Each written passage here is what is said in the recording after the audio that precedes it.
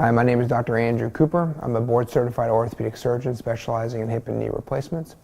Innovations in hip and knee replacements have been very important in improving our accuracy in doing hip and knee replacements, and computers have been one way we've been able to innovate this type of surgery.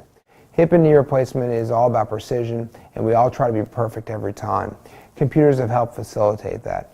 With regard to the knee, it's allowed us to be more precise in how we align the position of the implants. This should translate into improved quality of life as well as improved longevity of the knee replacement. With hip replacements, it's allowed us to be more precise with leg lengths to make sure that we get your leg lengths as close as possible, as well as putting the position of the metal implants in place so that you reduce dislocation rates or other complications.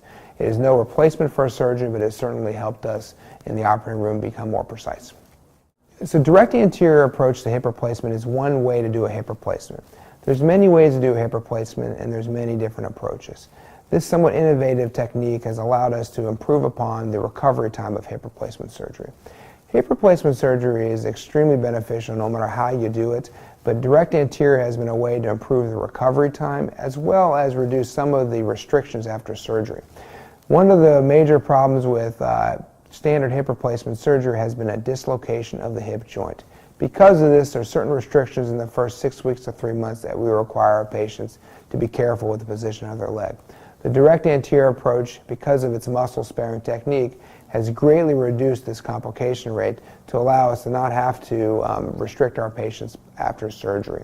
Lastly, this, with improved recovery times, has made this a very palatable surgery for many patients.